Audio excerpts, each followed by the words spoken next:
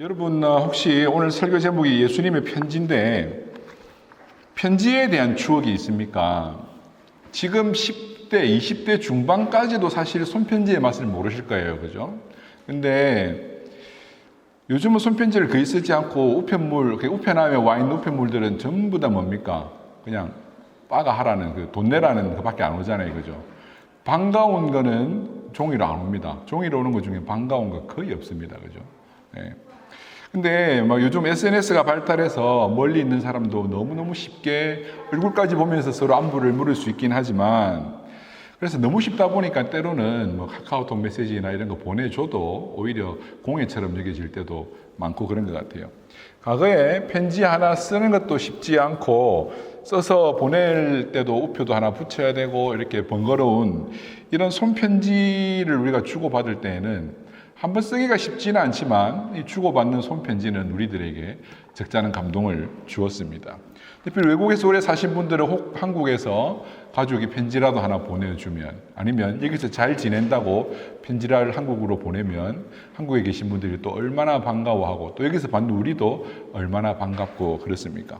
특별히 남자분들은 과거에 군대에 있을 때 여러분 첫 편지 기억나십니까? 예. 저는 짧은 생활을 했기 때문에 편지를 받을 시간이 없었어요. 편지를 보내면 편지가 도착하기 전에 이제 집에 갔어야 됐기 때문에. 근데 군 생활을 오래 하는 중에 그 편지 하나 오면은 얼마나 그 편지가 감동적이고 참 그랬겠습니까, 그죠?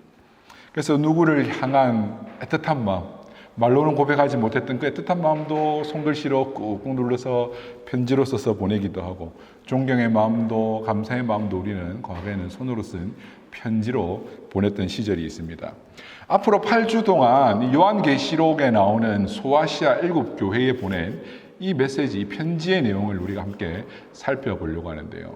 예수님의 편지라고 하는 이 제목으로 이제 총 8번의 시리즈로 저는 설교를 할 텐데, 이 편지는 요한계시록 자체가 편지거든요. 이 편지는 교회의 주인 되시는, 지금도 교회를 다스리시는 예수님이 당신의 교회를 향하여 보내주신 편지입니다.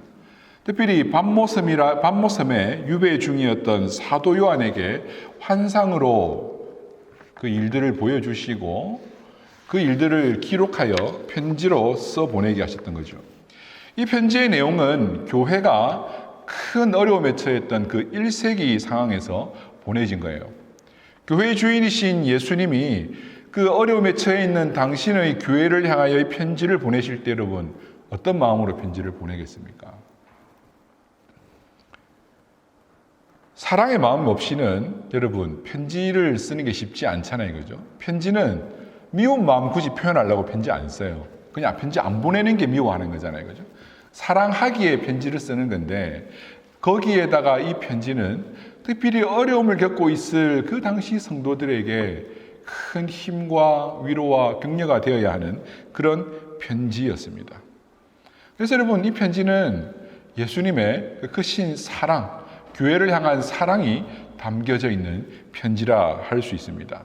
그래서 이 편지는 우선적으로는 오늘 본문에서도 나왔던 그 소아시아 7교회, 그 흩어져 있는 그 7교회를 향하여 보내어진 편지이지만, 또한 이 7교회는 신약 시대 이후에 오고 오는 세대의 모든 교회들을 향하여 보내주신 편지입니다. 그래서 이 편지는 1차 수신자인 소아시아 7교회의 성도들 뿐만 아니라 그런 비슷한 상황에 처해 있는 모든 성도들에게 동일한 위로와 권면의 말씀이 담긴 편지이지요. 그래서 앞으로 2달 동안 이 사랑의 편지를 읽으며 편지를 받았을 그 당시 성도들의 상황을 한번 살펴보고, 또 오늘 우리에게는 어떤 말씀을 주시는지, 어떤 위로를 주시는지, 어떤 책망을 주시는지 함께 이 말씀들을 좀 생각해 보려고 해요. 그래서 오늘은 첫 시간으로서 7교회를 향해 요한에게 보여주신 이 계시의 말씀이 어떤 것인지 서론적으로 한번 생각을 해 보려고 하는데, 같이 오늘 본문의 말씀을 살펴보면서 어떤 상황에서도 당신의 교회를 지키시고 강하게 하시는, 지금도 살아 계셔서 영원히 우리와 함께 하시는 그 예수님의 마음이 어떤 것인지 한번 생각을 해 보려고 합니다. 먼저 요한계시록은 예수 그리스도의 그 교회를 향한 계시의 말씀인데요. 요한계시록이 그 문학 장르로는 우선 편지입니다. 이게 수신자가 있고 발신자가 있는 편지입니다. 그런데 이 내용적으로는 흔히 묵시문학이라고 그럽니다. 신학적 용어로. 여러분, 묵시가 뭡니까? 같은 말이 계시인데 감추어져 있는 것을 밝혀주는 게 묵시, 계시입니다. 요즘 유튜브 보시면 언박싱 이런 거 하는 유튜브 채널 많잖아요. 그죠? 전자제품 사고 싶은데 이걸 사야 될까 저걸 사야 될까. 그냥 여러분, 돈이 거짓말 안 한다고 제일 좋은 거 사면 되는데 혹시라도 우리는 싸면서도 좋은 게 없을까 하는 마음에 어떻게든 좀 더 찾아보잖아요. 그죠? 그때 이제 리뷰어들이 하는 거 받아서 언박싱 있죠. 숨겨져 있는 걸 보여주는 거. 이게 바로 묵시, 계시입니다.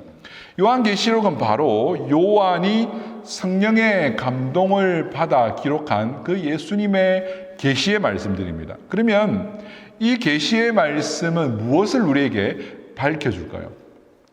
요한계시록 1장 1절에 이렇게 말씀을 하고 있네요. 예수 그리스도의 계시라.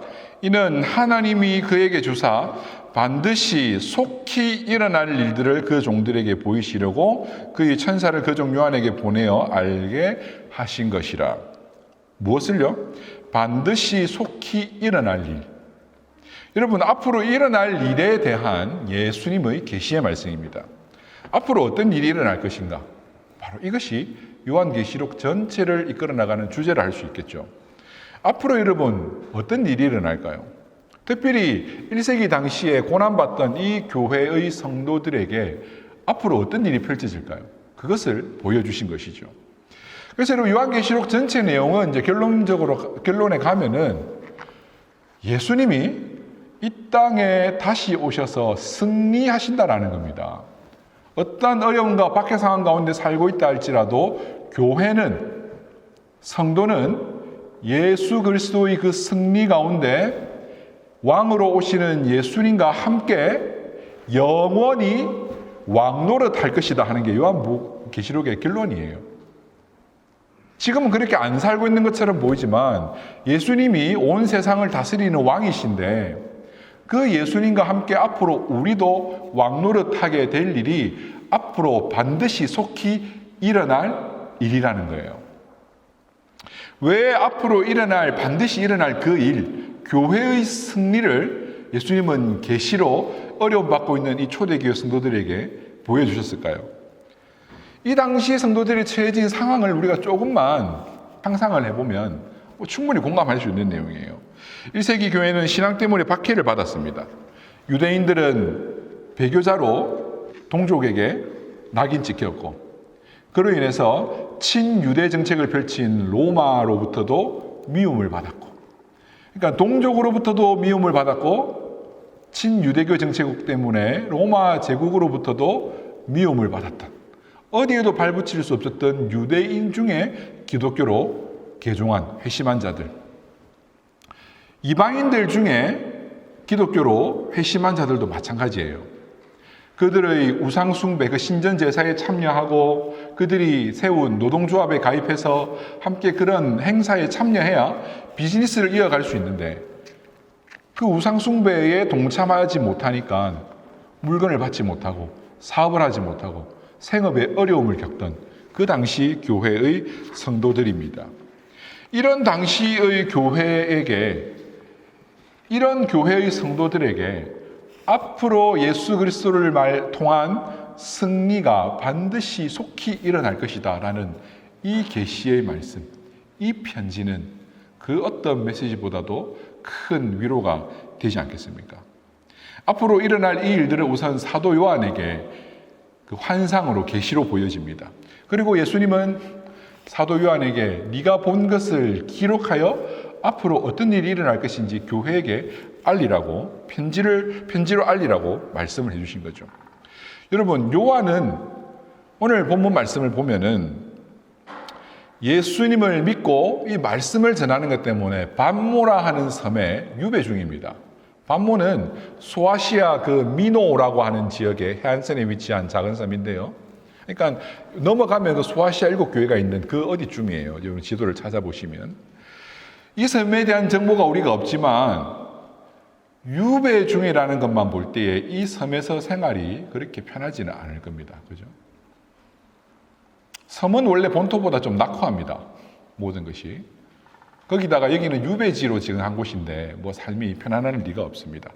우선 말씀 때문에 고난받고 있는 그 사도 요한에게 임한 요한이 받은 계시가 힘이 되었을 거고, 또한 이것으로 끝이 아니라 요한은 본인이 본 그 환상과 계시를 편지로 기록하여서 그와 함께 예수 그리스도를 믿는 믿음에 서 있는 교회들에게 이 계시의 말씀을 기록해 편지로 보낸 것이죠. 여러분 10절과 11절 말씀 한번 읽어볼까요? 1장 10절 11절. 주의 날에 내가 성령에 감동되어 내 뒤에서 나는 나팔 소리 같은 음성을 들으니 이르되 내가 보는 것을 두루마리에 써서 에베소, 서머나, 버가모, 두아디라, 사데, 빌라델비아, 라오디게아 등 7교회에 보내라 하시기로. 그리고 19절도 한번 같이 읽어볼까요? 그러므로 내가 본 것과 그리고 지금 있는 일과 장차 될 일을 기록하라. 그러니까 요한복음에 요한계시록에 기록된 것은 다 이거죠. 사도 요한이 본 것과 지금 일어나고 있는 그들의 어떤 고난과 박해 상황과 앞으로 일어나게 될 그 일들. 신앙 때문에 박해 상황에 처한 사도 요한에게도 그리고 교회에게도 앞으로 일어날 이 일들은 큰 위로와 격려가 되는 것이죠. 오늘 우리에게 신앙으로 인한 박해는 사실 없습니다. 그렇잖아요. 최소한 자유가 보장된 나라에서 살고 있는 우리들에게 신앙 때문에 박해는 없습니다. 하지만 그럼에도 불구하고 여러분, 오늘 이 시대에도 신앙으로 인한 박해는 여전히 존재합니다. 꽤 많은 곳에서 예수 믿는 것은 박해를 감당해야 하는 것입니다. 그렇잖아요. 그러니까 신앙 때문에 박해가 없는 게 아니에요. 오늘 우리에게 자유가 주어진 것이죠. 그리고 앞으로는 여러분, 시시각각 변하는 이 빠른 시대 상황 가운데 우리의 신앙에 도전해 오는 세력들은 더 이상 박해가 아니라 새로운 어떤 문화나 문명이나 우리가 이해하지도 못하는, 감당할 수 없는 그런 일들로 우리 상황, 우리 앞에, 우리 현실로 다가올 겁니다. 예를 들면 이번 코로나 사태도 그런 거죠, 그죠? 어떻게 신앙생활에 될지 어떤 패러다임을 바꿀 만한 그런 충격적인 일입니다. 동성애 문제나 인공지능 문제나 여러 가지 상황 가운데 앞으로 과연 우리에게 이런 상황 가운데서도 과연 신앙은 무엇인가 하는 갈등과 고민할 수밖에 없는 시대입니다. 비록 박해는 없다 하더라도 여러분, 우리에게는 앞으로 이런 우리가 감당해야 될 어려운 시기가 다가올 겁니다. 그리고 조금 더 나아가서 여러분, 박해는 시련이라고 하는 양상의 한 측면일 뿐입니다. 박해보다 인생의 시련이라고 하는 것이 조금 더 큰 주제예요. 우리에게 박해는 없다 하더라도 누구나 이 땅에서의 시련은 있습니다. 그렇지 않습니까?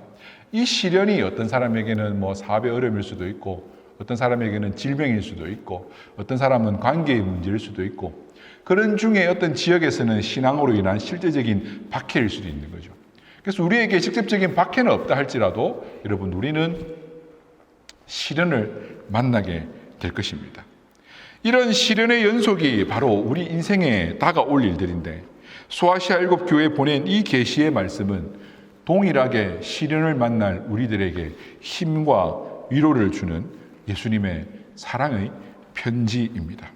시련 가운데서 살아가는 우리는 낙심하지 않고 끝까지 믿음을 지킬 수 있도록 오늘 예수님이 우리에게 보내주신 이 메시지, 지금 일어날 일과 앞으로 속히 될 그 일들을 귀담아 듣고 우리가 믿음으로 준비하고 깨어 있어야 하는 것이죠.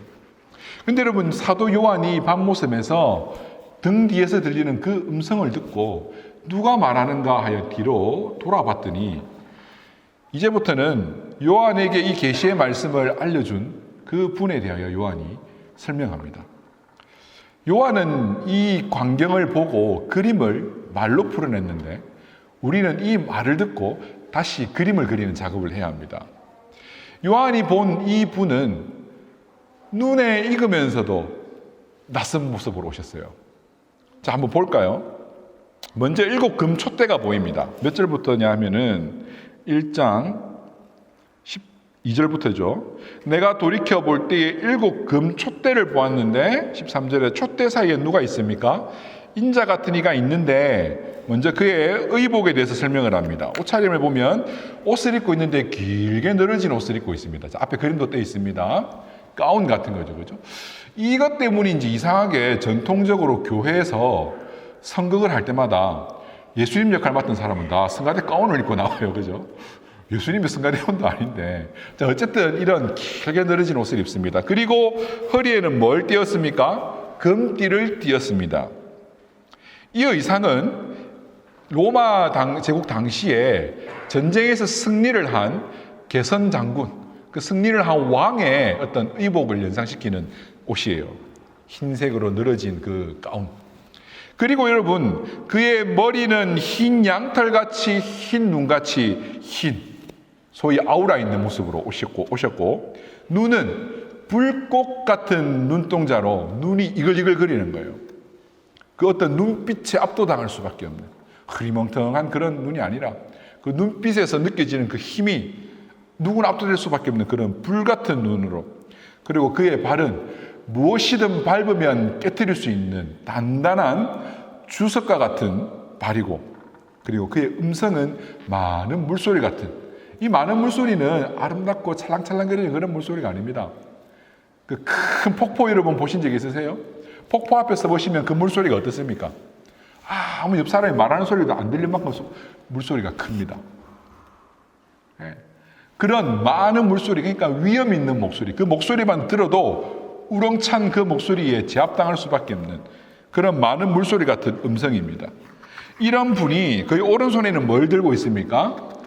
오른손에는 7별을 들고 있고 그의 입에서는 뭐가 나옵니까? 좌우에 날선검이 나옵니다.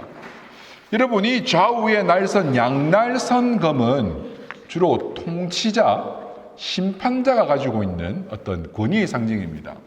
여러분, 칼은 한날선 칼이 있고 양날선 칼이 있잖아요, 그죠? 보통 이제 동양의 이 검투사들은 이 한날선 칼로 합니다. 왜냐하면 한날선 칼은 주 용도가 베는 거예요. 베기에 유리한 칼이에요, 그죠? 근데 이 양날선 검은 용도가 찌르는 거에도 유리한 거예요. 그래서 찔러서 심판하는 어떤 그런 어떤 상징 이미지가 보이는 거죠. 요한은 이 모습 앞에 압도되어서 죽은 자 같이 엎드려집니다. 여러분, 이런 분을 만나면 그 앞에 엎드려질 수밖에 없지 않겠습니까? 여기에서 사용된 모든 표현들은 하나같이 위험 있고 힘 있고 강한 것을 잘 보여주는 모든 것들을 총망라해 놓은 표현이에요. 이분이 누굴까요, 여러분? 바로 이분이 이 계시의 말씀을 전해 주시고 있는 예수님이에요. 요한은 깜짝 놀랐을 거예요. 제가 조금 전에 이렇게 말씀을 드렸죠. 요한은 낯이 익으면서도 낯선 분을 만났다고. 분명히 3년 동안 따라다녔던 그 예수님이에요. 특별히 요한은 요한복음을 보면은 자기를 예수님이 사랑하시는 제자라고 하지 요한이라고 이름을 안 써요. 그러니까 자기 책에다가 자기가 좀 자기 편향적으로 글을 쓴 거죠. 다른 제자들은 이름을 쓰는데 자기는 뭐라고요? 예수님께 사랑받은 제자.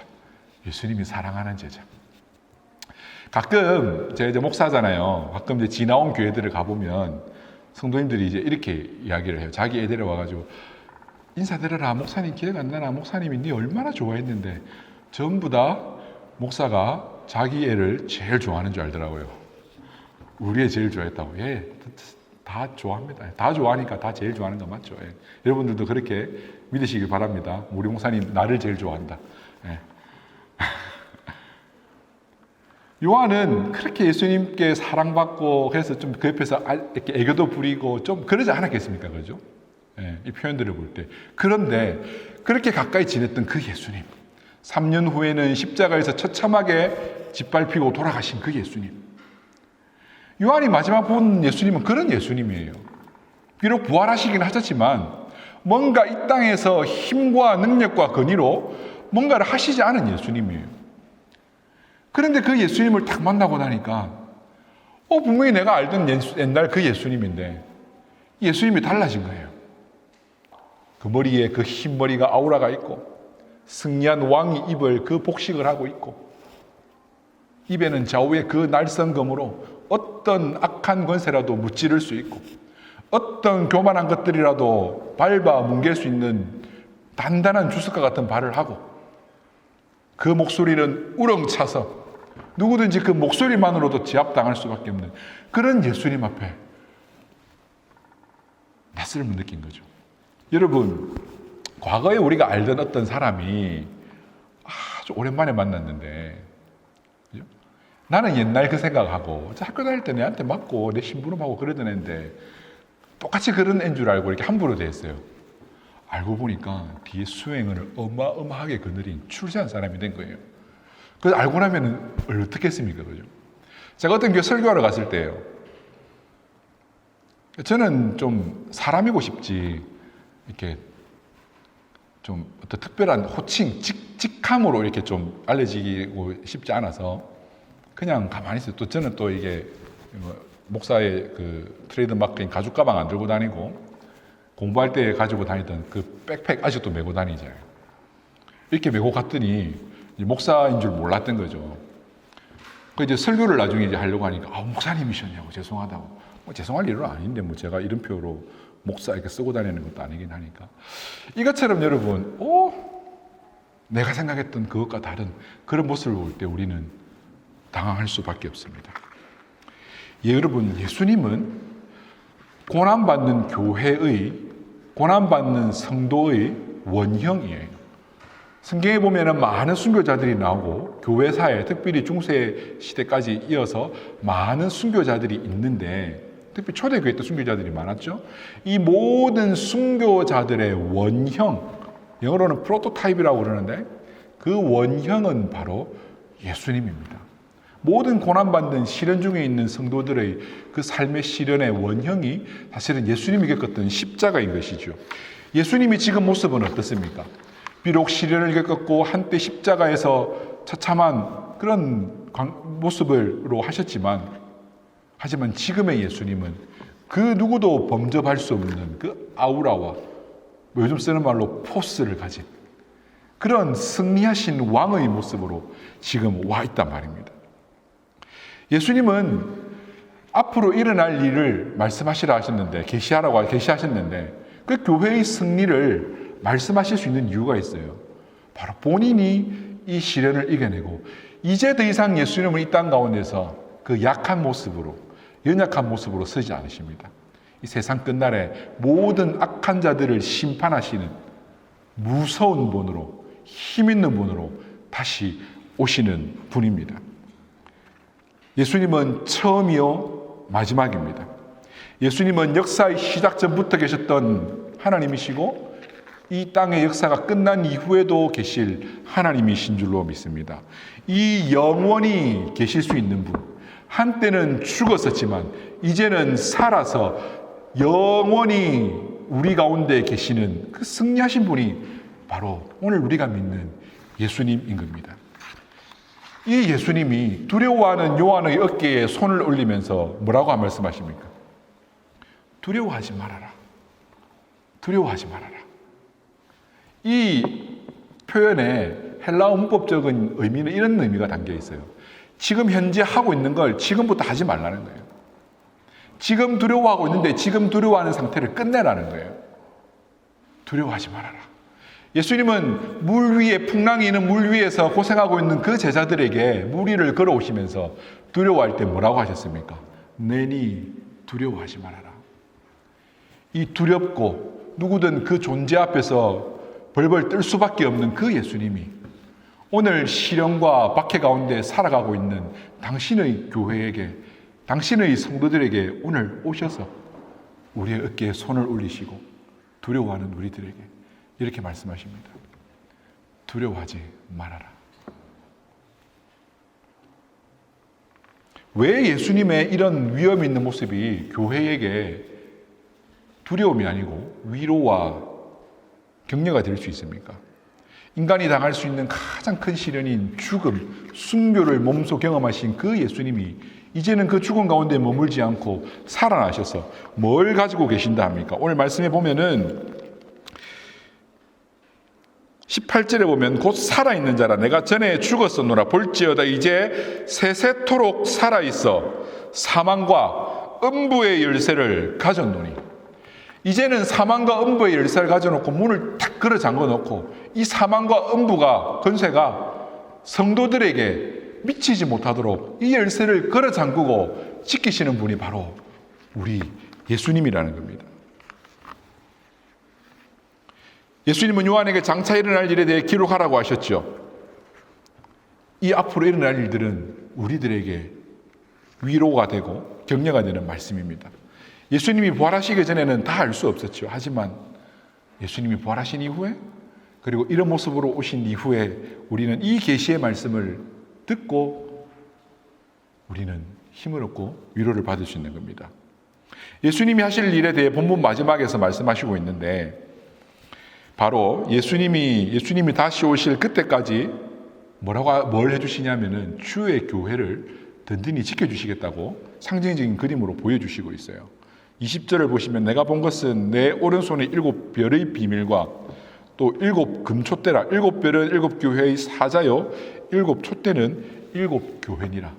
이 예수님이 마지막 날까지 당신의 교회를 손에 붙들고 지키고 계시며 이 당신의 교회의 사이를 거닐면서 이 교회를 바라보시고 지켜주신다고 하셨습니다. 7 별과 금촛대는 교회를 두고 하시는 말씀이거든요. 복잡한 신학적인 설명이 필요하지만 여러분이 오늘 이 시간 다 아실 필요는 없고 둘 다 교회라고 이해하셔도 큰 문제가 없습니다. 완전한 승리자이신 예수님이 그의 오른손, 권능의 오른손에 교회를 들고 계시며 이 7 교회 사이를 거닐면서 오늘 우리를 지켜주시는 권능자이십니다. 요한계시록을 읽어나가고 보면 많은 사람들이 그래요. 무서워요. 겁나요. 종말의 때 이런 일이 일어나는데 겁나요. 근데 여러분 우리가 이걸 두려워할 이유가 없어요. 왜? 이런 무서운 심판은 누구를 향한 겁니까? 예수님을 대적했던 적 그리스도, 대적자들에게 임하는 것이고 예수님은 당신의 교회를, 성도를 오늘도 지켜주시고 이 교회가 강하게 설 수 있도록 지켜주십니다. 근데 예수님께서 이 교회를 지키시는 방법이 2가지가 있는데 제 다음 주부터 살펴볼 편지의 내용들인데 칭찬과 책망이에요. 예수님이 7 교회 사례를 거닐면서 보고 계신다 그랬잖아요. 그죠? 근데 7 교회들의 모습을 보면 그 당시 상황 가운데서 그 교회의 모습이기도 하지만 또 어떤 것들은 오늘 우리의 모습일 수도 있어요. 그 교회의 모습이지만 또 오늘 우리 각자의 모습일 수 있어요. 그래서 어떤 부분들은 예수님이 칭찬하세요. 왜? 계속 그렇게 잘하라고. 그게 잘하는 거라고.